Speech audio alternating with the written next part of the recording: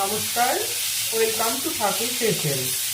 বন্ধুরা, জিভে জল আনা স্বাদের আজ একটি চাটনি রেসিপি আপনাদের সঙ্গে শেয়ার করছি, জলপাইয়ের চাটনি। তাহলে চলুন দেখে নেওয়া যাক কীভাবে বানানো হচ্ছে এই জলপাইয়ের চাটনি। জলপাইয়ের চাটনি বানানোর জন্য 250 গ্রাম জলপাই নিয়েছি। জলপাইটা খোসা ছাড়িয়ে পরিষ্কার করে ধুয়ে নিয়েছি। এবার সিদ্ধ করে নেব। কড়াইতে জল দিয়েছি, জলটা ফুটে উঠলেই দিয়ে দেব জলপাই আর একটু নুন।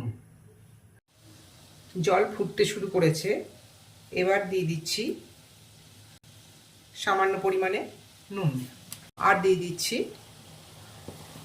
জলপাইটা। এই জলপাইটা 5 মিনিট মতো মিডিয়াম ফ্লেমে সিদ্ধ হবে। তারপর এই জলটা ছেঁকে ফেলে দেব। জলপাই সিদ্ধ করে জলটা ফেলে দিলাম। এই জল আর ব্যবহার করা যাবে না। এই জল ব্যবহার করলে চাটনিটা কষ্টা হয়ে যাবে। এখন এটা একটু ঠান্ডা করে নেব। যতক্ষণ এটা ঠান্ডা হচ্ছে এর মধ্যে একটা ভাজা মশলা বানিয়ে নিচ্ছি। ভাজা মশলার জন্য দিচ্ছি 1/2 চা চামচ কালো সর্ষে, 1/2 চা চামচ মেথি আর 2টো শুকনো লঙ্কা। এই মশলাটা একটু ভাজা ভাজা হলেই নামিয়ে নেব। তারপর ঠান্ডা হওয়ার পর মশলাটা মিক্সিতে গুঁড়ো করে নেব। মশলা ভাজা হয়ে গেছে, এবার এটা নামিয়ে নিচ্ছি। চাটনিটা রান্না করার জন্য কড়াই বসিয়ে দিলাম। জলপাইটা এখন ঠান্ডা হয়ে গেছে, এবার এটা একটা কাঁটা চামচ দিয়ে ম্যাশ করে নেব। এইভাবে ম্যাশ করে নিতে হবে। এইরকম করে সব জলপাইগুলি ম্যাশ করে নিলাম। দিয়ে দিচ্ছি একটা লাল লঙ্কা শুকনো আর দেব 2 চা চামচ সর্ষের তেল আর দিয়ে দিলাম 5 ফোড়ন আর দিচ্ছি 1 চা চামচ চিনি। ফোড়নের সাথে চিনিটা দিলে পরে চাটনির রঙটা খুব ভালো হবে। ফোড়নটা রেডি হয়ে গেছে, এবার দিয়ে দিচ্ছি জলপাইটা।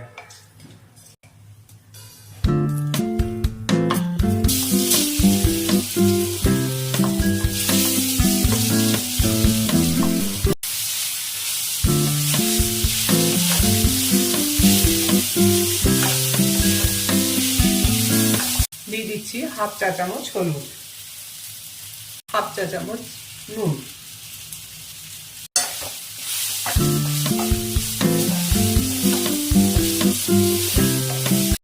এবার দিচ্ছি 2 টেবিল চামচ আখের গুড়।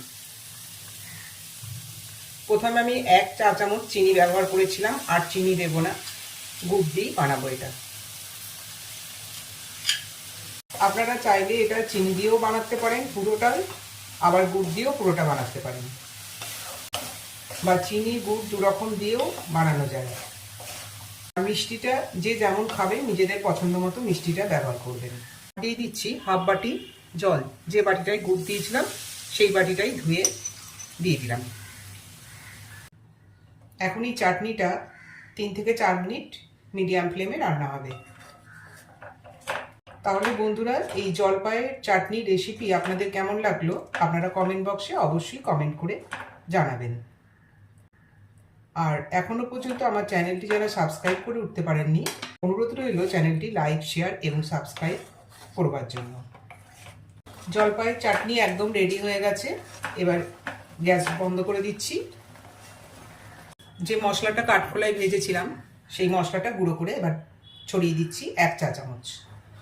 2 মিনিট এটা স্ট্যান্ডিং টাইমে রেখে দেব, তারপর পরিবেশন করে দিচ্ছি।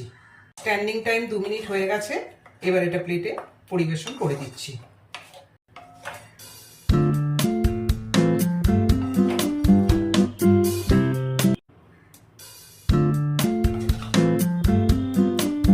জলপাইয়ের চাটনি প্লেটে সার্ভ করে দিলাম। বন্ধুরা, আজকে এই পর্যন্তই। আবার দেখা হবে অন্য কোনো রেসিপি নিয়ে। নমস্কার।